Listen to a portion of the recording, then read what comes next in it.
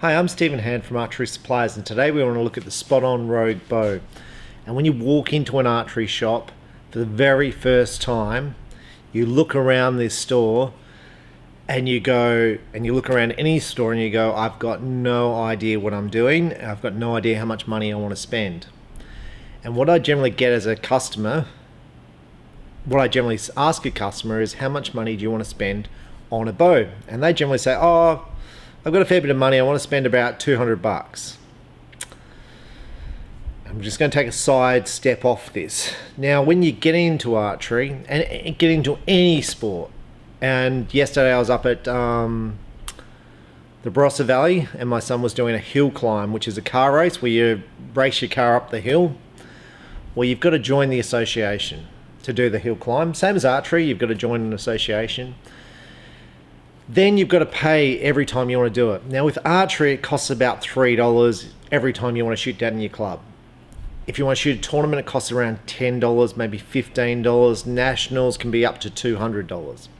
Well, to do the hill climb, which is driving this car up a hill which lasts 40 seconds, you do about 6 races. So 6 times up the hill for 40 seconds. You're there all day, and when I say all day, you get up at 6 o'clock, you drive 2 hours, you get there at 8, you leave at 4, and then you get home at 6. So you're there for 12 hours basically, and you get to do 6 runs. So you're literally driving in a race car for 4 minutes in total, and that day just cost you $100. So when you get into archery, archery is so much cheaper. And a bow like this is a bow I'd recommend to people who are starting out. They don't know whether they want to join a club. They don't know much about it. They don't know what poundage they are. They don't know what their draw length is. This bow has everything. It's fully adjustable in poundage. It's fully adjustable in let off as far as draw length. So this bow suits anyone. It's adjustable from 70 to 30 pounds, 23 to 30 inches. And you're going to say, what does that mean? So the first thing, draw length, that's an indication of how tall you are. So I'm, let's say, 5'10", 5'11", around that sort of size. I'm about 28.5 inches in draw length. So this bow will accommodate me as far as length. 23 inches will be something like a 10-year-old kid. 30 inches will be someone who's over 6 foot tall. What do you do if you're over 6 foot tall and you're over 30 inches? You can bend your front arm like so, or you've got to look for a specific bow. Now in this whole store, for people who are extremely tall, there's probably about 3 or 4 bows made that are suitable for you if you're an extremely tall person. Now for a kid, so someone let's say 10 years of age and under, will this bow be suitable? Well, it's a 70-pound bow that winds back to 30, and we're going to test that in the review. And in the review we want to compare the how much this bow weighs, what it shoots like, the speed of it, and compare it to a more expensive American-made bow. So the first thing is, this is the camo version here. It features rubber grip, stainless steel cable guard to pull the cables away, full metal cams with rotating modules, and that's to change the draw length. The cams are actually quite nice. The shape's quite nice. It comes set up with a peep, a D-loop.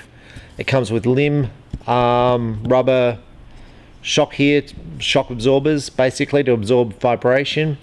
These little things in the riser here stop the riser stripping out if you wind it out too far. So overall, for a bit over $200, this is not a bad bow. Metal riser. These limbs are American made Gordon glass, which features on all your top of the line bows. It's got a yoke system here, so you can basically tune the cam to stop it tilting to the side. This is a twin cam bow, so basically the top cam and the bottom cam are the same, and it's really important that they roll over together. Now if you live in the country and you don't have access to a bow press, that's going to be hard to do. But is it going to matter? As long as they're close, that will be good enough. But if you want to get it exact, you'll need to pull back the bow like so. Never pull back the bow with your fingers, and you want to check that the cams are hitting the string at the same time, top and bottom. So get someone to check and draw it back with an arrow, with a release aid, and no one in front of the arrow obviously. to check they're hitting at the same time. Now, if they're not, all you do is you twist up your cables to get them in time. Now, the way I do that, basically I pull on the cable like so. So I go, well, if I want to shorten this cable here, so I'm shortening this, you can see if I shorten this cable here, so I'm pulling this wheel moves forward. So basically it's slowing the wheel down. So if this wheel was hitting first, I would shorten this cable here, and that's what I do. I pull it with my fingers. I go, okay, I need to shorten it.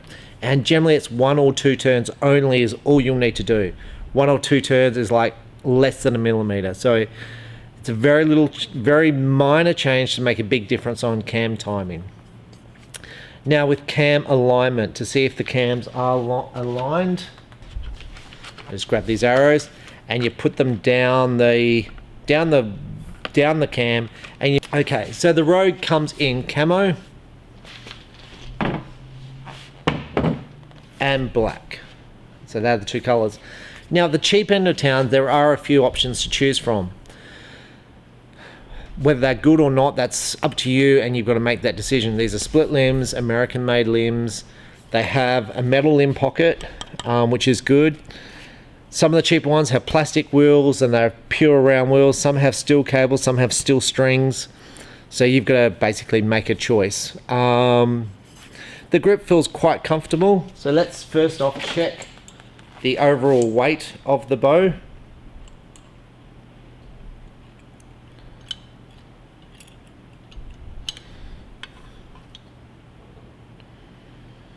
And that's 3.5 pounds, so it's a very light bow.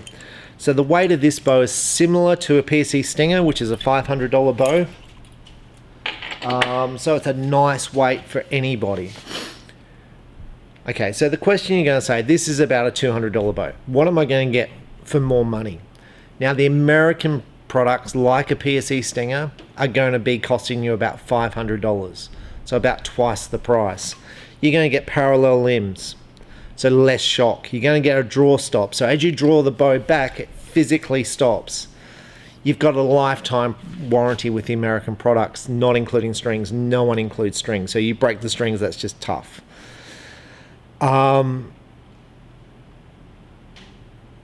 basically with the American made product, you get a lifetime warranty on the limbs and the risers and the cams. If you don't derail it and you don't dry fire it. The bow's going to have more compression on the limbs, so the bow's going to shoot a little bit better. There's going to be more tension on the strings and cables, and there's a draw stop. So I would argue that I will shoot better with a $500 bow than the $250 bow. Now, while you first off go, well, that all sounds good. Now, the top of the line PSE, the PSE Perform, is now a twin cam. And when I say it's like this, it's the same design cam as this. So same cam, top and bottom. So it's not to say this is a bad design. It's just not like the $500 bow, which is a single cam, no tuning required, draw stop. You know that bow shoots really well. There's people shooting big scores with that bow.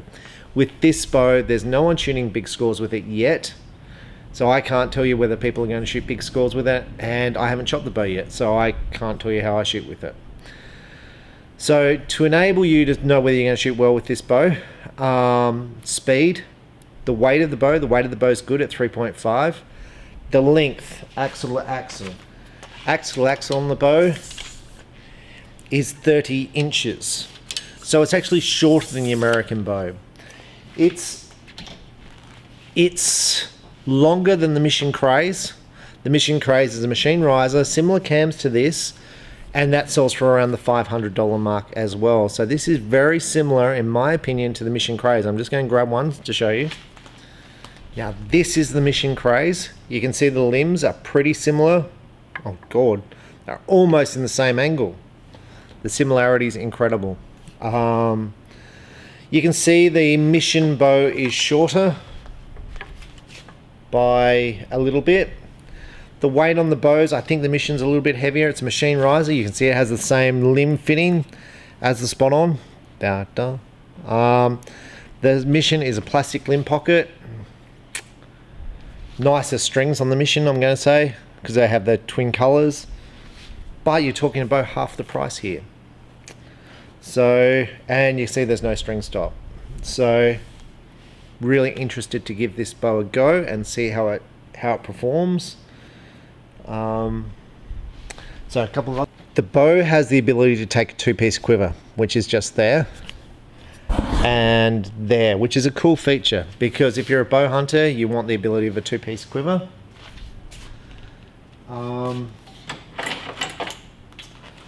So the first thing we're going to do is we're going to measure the weight of this bow in poundage.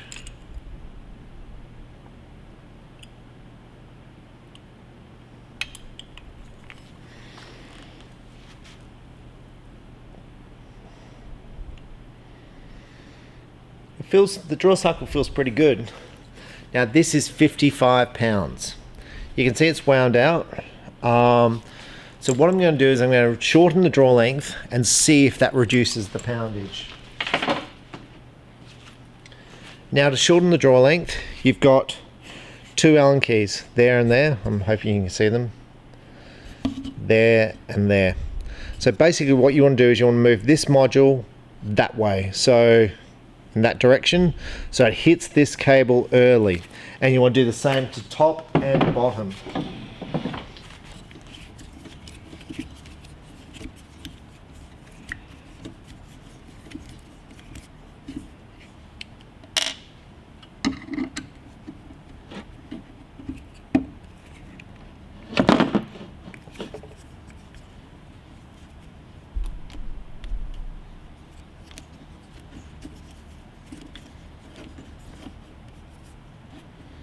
Now you can see here, this grub screw is getting stuck on the limb.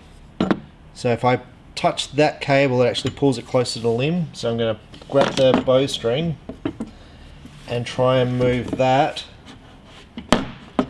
away so I've got more clearance here. Now you probably need someone to help you. Or if you go to an archery shop, there you go. If you go to an archery shop, they'll obviously do it for you.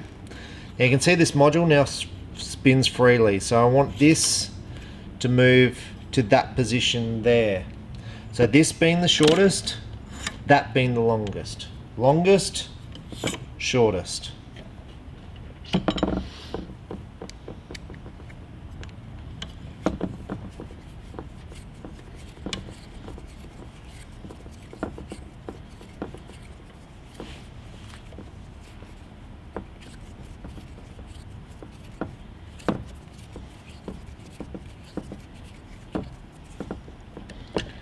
Lock this one back in. It would be nice if this had a little bit more clearance here, but you could still work on it. I thought I had to take it out, but this is just a sliding system. It's actually a good little module system. You can see each spot has a hole, so if these Allen keys came loose, the whole module is not going to slide. Now we do the same thing to the top.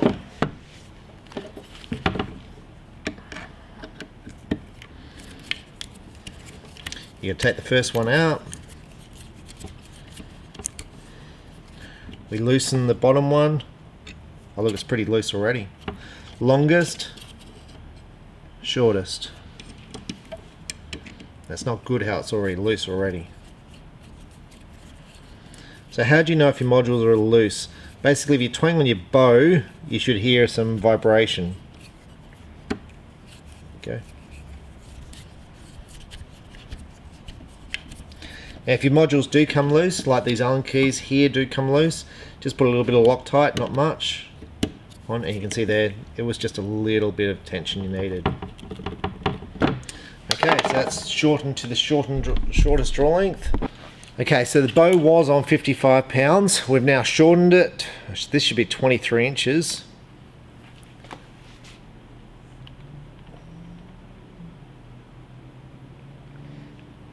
Can't even feel the let off. Now the poundage is 47 pounds. So you've lost 8 pounds in the draw length adjustment. So you do lose some on your draw length. So if you shorten your draw length, you do lose poundage, and if you increase your draw length, you do increased poundage. And why is that? Because you're not using the full cam. Basically, it's stopping before you lever these limbs. So now what we want to do is fitted a peep sight already. We're going to fit a sight and an arrow rest to this bow, and we're going to shoot it at 18 meters, shoot it through the chronograph and see how it shoots. But before we do that, I'm going to open up this box and show you what it looks like. So this is what it comes packaged like in a box. Now your $2,000 bows, and you'll see my video on the Hoyt where the RX1 comes with a bow case, but it actually doesn't come packaged in the bow case. But it's nice it comes with a bow case. This actually comes in a foam case like so. This protects the arrow. You can put arrows in the roof. This protects the bow. And that's what it looks like inside. Now, how nice is that for packaging? So when you send this product out, I'm going to say it doesn't matter if it gets run over by a truck. Like a truck's probably going to squash it still, but it's going to be pretty good in the post. Now it comes with a 2-piece quiver, which is cool. It comes with Allen keys to make those adjustments. Now those things are extensions for the quiver, so you can push the quiver out if you need clearance for the sight. It comes with, I know it comes with instructions. It comes with a target face, and it does come with instructions, but I took them out when I first opened this for the first review, which so my instructions for this are at home. The instructions are in English, and they feature the full spot-on logos and tell you how to adjust the poundage and all that on the bow. But it's not a bad, it's nicely packaged for a cheap bow.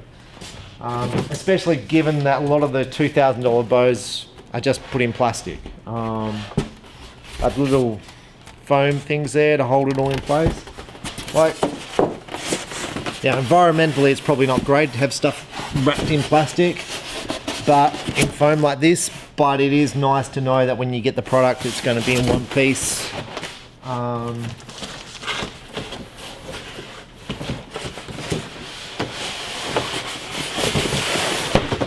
And that's it. So we're going to fit an arrow rest, sight, give this bow a shoot, and see how it shoots through the chronograph, and let's see how it shoots this bow at 18 meters. Okay, so we're here to try out the spot-on Rogue. We've physically set up the bow with a little whisker biscuit rest and a peep, sight. Now, I've got a question, why do I always fit whisker biscuits rests? Because they're cheap, they're easy, keep it simple. Someone asked me, do I prefer hostage arrow rests? No, because they actually cause wear if the arrow is not on exactly straight. Now, when I was basically setting up the peep sight, now this bow came with a peep sight, so when I tried to move it up, because I think it's going to be too low, and I haven't tried it yet, this knot this is fitted from the factory, this knot they've fitted, it doesn't slide very well, so it's very hard to move the peep up and down. Now when you set up your bow, the arrow's on the string at 90 degrees, you can use this T-square to check that out, and you want the string down the center of the grip here, so I'll just try and do it on the camera. So I'll grab an arrow. Now when I look down the arrow, I'm going to try and put it there, and I look down the grip, I want everything in the straight line. So there's the line, and that should be down the grip. There, the center of the riser. So everything should be down a dead, so 90 degrees, down the center of the riser. Keep it simple for all bows. Okay, let's try drawing this. So this is set at hopefully 60 pounds at 29 inches. So let's see how it is. So to start off with, this bit here is fairly light. It's not like it's sloppy, but you can feel it's definitely not it's not going to be a super fast bow. Now it's starting to build up, build up, build up, build up. Now I've hit the stop. I'm just going to let it down. Now I can't even feel the valley. Can't feel it. And it feels too long for me. So there's a problem right there. So let's just have a shot. So I can't feel the valley, I can't feel it peak, and I can't feel it drop off. Let's just see what the wall feels like. You can see the D-loop's like quite long, so it's actually drawing back. There. Now you can see the peep sight is too low for me. I'm just going to take this shot.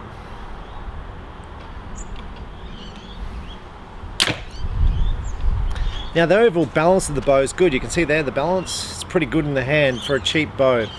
Now when I shoot the bow, did you see what happened to it? Just look at where my arrow went. The bow did this in my hand. That's because it's balanced at the moment. And because it's balanced, because your pressure point's down, it kicks forward. But the bow's pretty quiet to shoot. There's real no vibration with it.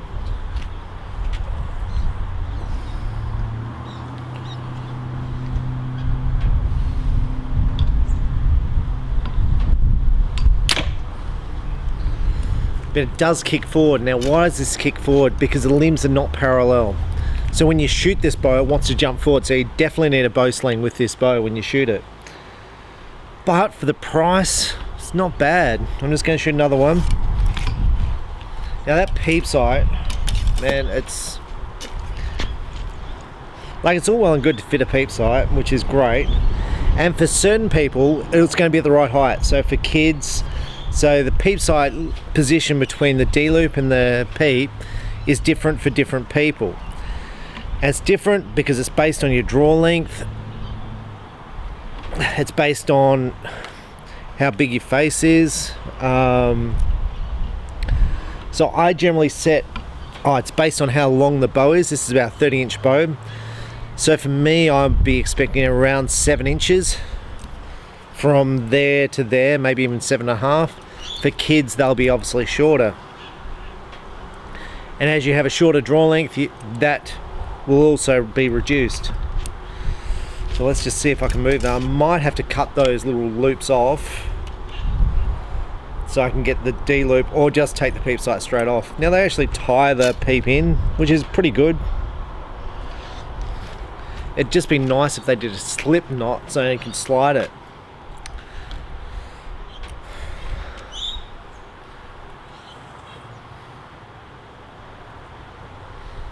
Oh, I can see.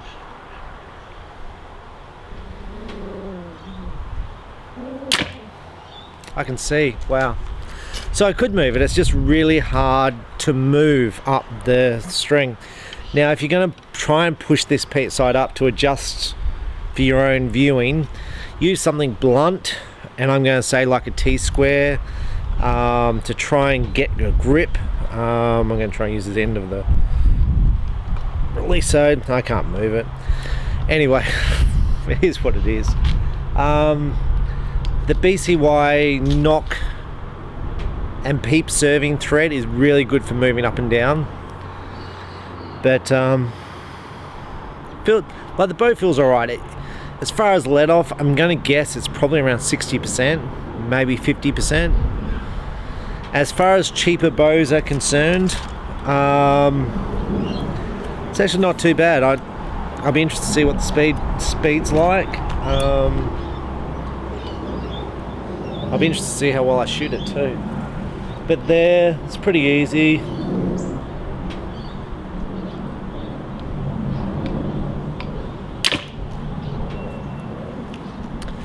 You know, like I shoot about 65% with my target bow to create more back tension. So for me, it feels pretty solid back here at the wall.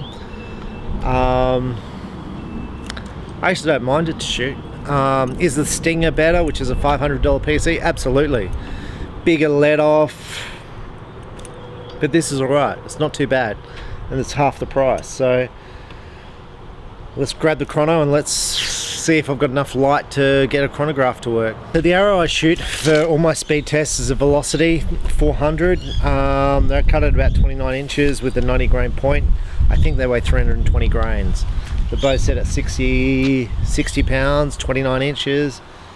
Now the faster bows shoot a little bit over 300, the slower ones shoot about 270. So I'm just going to be really interested to see what this bow gets, and to compare it to a bow like the Mission Craze. and even the PSC Stinger in speed. I think the Stinger is going to be far superior in speed, but this is not going to be an overly slow bow because you don't have the big valley, and even when you're in the valley you're still holding a fair bit of weight. So this bow I think is going to be probably pretty reasonable with speed, because it starts off it's got a bigger brace height, distance from there to there. So is it going to be 280? Maybe. Let's see.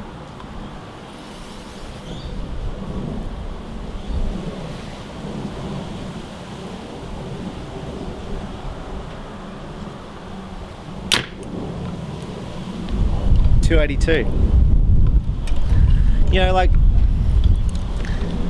282 for £200 for a $200 bow. That's alright, huh? Like the draw stop, because it doesn't have the draw stops that you know your Stinger has. You can kind of let it off a bit. You still got to pull hard against that wall.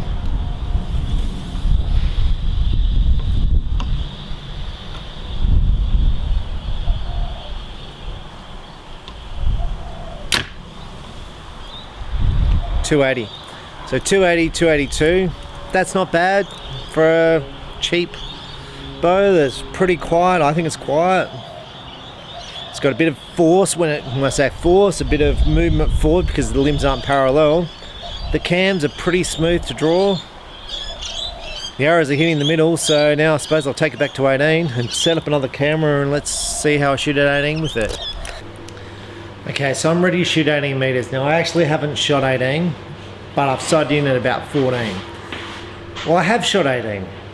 Actually, I shot really well up close through the chronograph, so I thought I'll go back to 18 and I'll shoot an arrow because it's bound to go in the middle because it's only 18 meters, right?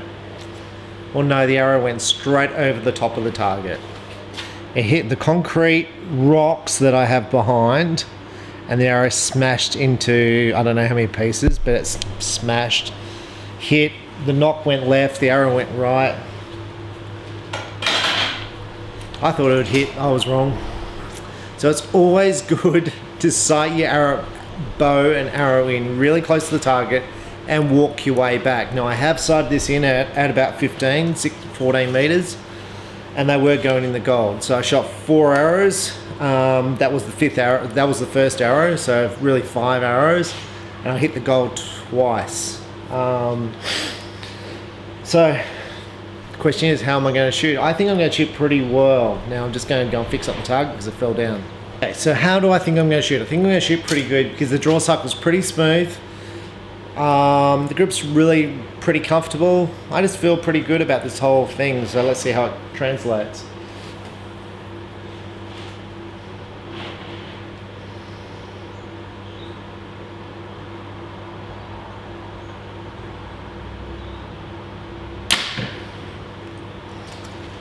I can't see where they go. I've got no idea where they're going. Now, seeing the bow shorter, 30 inches, it is harder to shoot. It's less comfortable for me. The longer bows are more comfortable.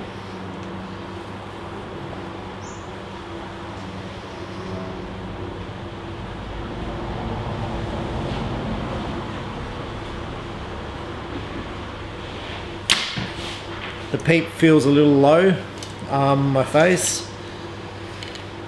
So I started this video talking about car racing and the costs associated with car racing, how it's so high compared to archery, because to me this bow is what it's all about. It's about working out your budget and what's affordable for you, and I haven't changed my view with this bow. This is great to get started.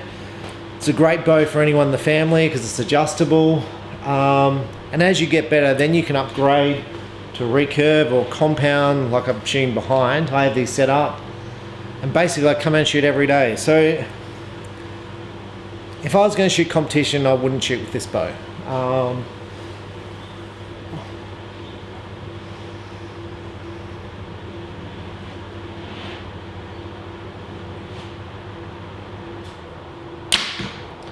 I mean, it's a 70-pound bow to start with. Not a fan of the concept of a 70-pound bow winding it down. but I think I'll shoot okay. And for the purpose, just to get you into the sport, you can buy some stuff and then you can always transfer all that stuff to a better bow.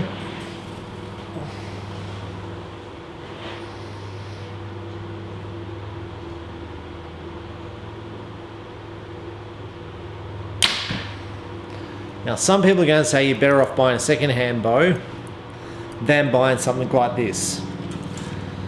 And maybe that's the case. I'm not saying it is the case. A PSE Stinger, which is a $500 bow, you're going to pick up second-hand around $250 odd. The problem is, I sell 700 Stingers a year. This bow's been made forever. How many Stingers have I ever seen for sale second-hand? Very few. Then the problem with the Stinger is, I'm just picking that bow because it's my biggest selling bow. The problem is, let's say the strings are buggered because the person's shot them for a whole bunch of time. You pick up the bow for $200. You got to fit a new set of strings. They're going to charge you $150 for a new set of strings, which is $300, $400. It's only $500 for a brand new bow. They're probably going to charge you to fit those strings. That's the problem with secondhand, and I'm not going don't buy secondhand. You've just got to be cautious with secondhand stuff. You want to get it at the right price, in the right condition.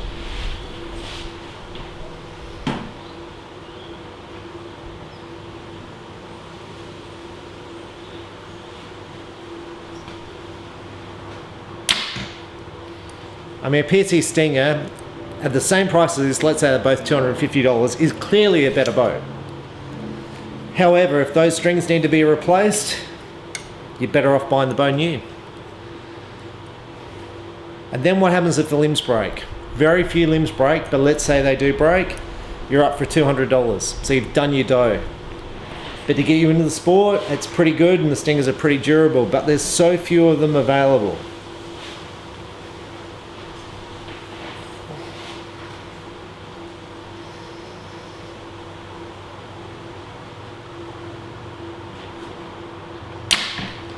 The other advantage of this bow over a Stinger, the Stinger's adjustable in poundage by about 15 pounds.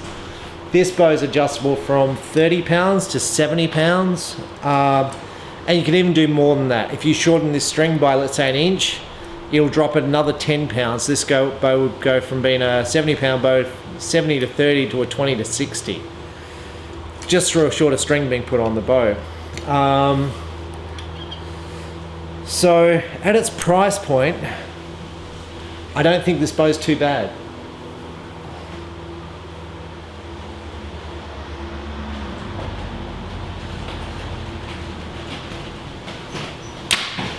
Look, I'm not finding this bow, when I say that comfortable to shoot, it's clearly comfortable to shoot and I feel like I'm shooting okay with it. But it's not as easy as a 32-inch bow to shoot. 32 inches, 35 inches, 36 inches, just it fits in my profile a lot better as far as my positions of stuff. I feel a little bit cramped with the shorter bow.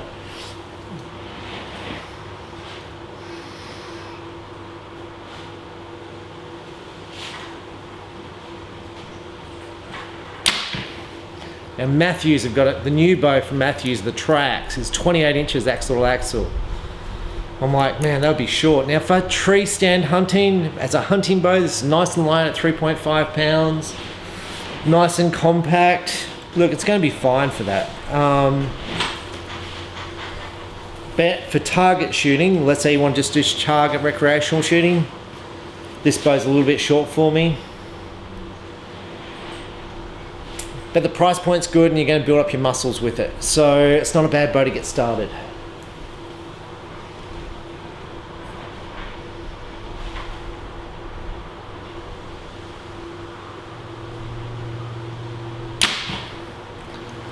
Look, it feels alright to shoot.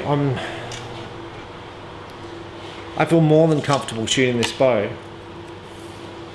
But yeah, it's not the $2,000 bows I normally test. It's not that.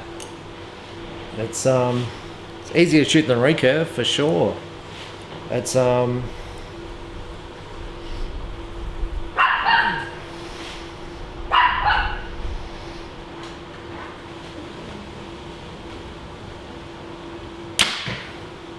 Let's go and see where those arrows land. So yeah, like it's easier to shoot than a recurve. You can put a cheap release aid, put some cheap carbon arrows with this, and you're up and shooting for a really affordable price. Yeah, good little bow. So let's go and have see where the arrows went. Okay, so I'm up here at the target. Now I'm shooting at a piece of ether foam. Now I sell this. It's 1 meter by 1 meter and 10 centimeters thick. And I've shot about into this target here probably 100 odd arrows. Now there's one there. So overall, what does my group look like? It's not bad. It's like I can't get my hand around it. Left and right is actually really good. There's no variation at all left and right. I've got a bit of up and down, and that's probably to do with that peep sight, because I said the peep sight wasn't quite right. But left and right, it's excellent. And I've got a whole bunch of arrows in the tent. So how many arrows did I shoot? 1, 2, 3, 4, 5, 6, 7, 8, 9, 10. 10 arrows. I've got 1, 2, 3, 4, 5 tens. That one there probably maybe a 10. So 6 tens, a 9, an 8, an 8, and a 7. So that's not too bad for a $200 bow. If you gave me some stabilizers, then I set the peep sight up, I'd beat some people with that bow at the clubs. With a $200 bow up against $2,000 bows, I would definitely beat some people in this state. I'm not giving those people any hard times. I suppose what I'm going to say is, like, it's all well and good to have a $2,000 bow. It really is. To have a $2,000 bow is cool. It's all well and good to have a $2,000 bow, but you've got to be able to shoot it. You've got to be strong enough. You've got to have good technique. You've got to practice. And it doesn't matter whether you shoot recurve or compound. A good recurve archer will beat a poor compound archer. It's just a recurve's much harder to shoot. And that's the same thing with this bow. A good archer is going to beat a poor archer with expensive equipment. So archery is about the individual. It's about the equipment and going, well, if I just added this stabilizer, or if I added this much weight, it would improve my scores. What release aid should I buy, Stephen? I mean, I get that literally every day. Which release aid should I buy? Which one should I... Look, I kind of say it all the time. It doesn't matter what release aid you shoot. They all work. You know, I'm shooting this one at the moment because the color's pretty. I like it. I'm shooting really well with it. But they all work. And this bow works. It's not as good as a Stinger in my opinion, but it's got a nice holding weight. I like the holding weight because it encourages me to pull back through the draw cycle. I don't like the shortness of the bow for target, but for hunting it would be good, nice and compact. Speed wise, it's actually not too bad at 280 feet per second. Yeah, sure, it's not as fast as the 300 feet per second, but it's easy to draw back. So yeah, overall it's not too bad. I think the quality of the build is actually pretty good. What it comes with, a 2-piece quiver. I think there's some other stuff in there, 2-piece quiver maybe. Like, you put a cheap release aid with it, yeah, a couple of carbon arrows, maybe a broadhead for hunting. Learn to shoot. It's a pretty good thing. Now, I'm just going to finish on this foam target here. This is ether foam, so it heals. I'm going to do a whole review on this, and basically I'm testing it at the moment. So normally for target archery, we shoot a target twice as thick as this, and you still shoot the thing out. And I'm been just shooting the one target to see how much I blow it out, and that's what I tend to do the review on. This is a nice target for your backyard. So yeah, anyway, so summary of this, the Rogue, I was going to say the PSE Rogue. The Rogue, I actually like it. I think the price point's good and easy to adjust the draw length, which is great. Lots of poundage adjustment. The bow's nice and light. The build quality is pretty good. You know, the Gordon glass limbs are good, so you're not going to have problems with limbs breaking. Split limbs, so you're not going to have any problems with cracks with if the yoke systems aren't aligned. The yoke system this has, is it a floating yoke? Let's have a look. Okay, so the yoke system is just a standard yoke. So basically you can tune your wheels. You could fit a floating yoke to this so you don't have to tune it. But I'm more than happy with this cable system. It's nice. Limb dampeners, the noise is pretty good. Perfect for hunting. It's overall, it's a pretty good starter kit. Like, and even if you want a bow so you can, your mates can shoot, 200 odd bucks. Cheap as chips. It really is. Metal limb sprockets. This thing, because the limbs are not under tension, you can see how much tension there is on these limbs compared to a PSE limb. Like, that's the same type of limb there. You can see how much tension that's under. These limbs are just going to last forever. Now, some of the Chinese limbs are not golden glass limbs, and they do break and they fracture and splinter. But to me, this is not a bad little product at its price point. The grips, you're probably going to find more comfortable in it than without the grip. You may try taking the grip off. Look at this. This has been fitted so you can fit a string stop to it. Boy, the bow would shoot better with the string stop. And when I say shoot better, it would feel better with the string stop. But overall, it's a pretty good product, and I'm pretty happy with it. There's really nothing I would change at its price point. I would clearly like a longer one, and we're going to do a review on a longer version for target shooting for the next review. So stay tuned for that, and let's see how I shoot with that. So thanks for watching, and the more you shoot, the better you'll shoot. And I better go and do some shooting, otherwise I'm not going to be shooting very well. Thank you for watching. Bye.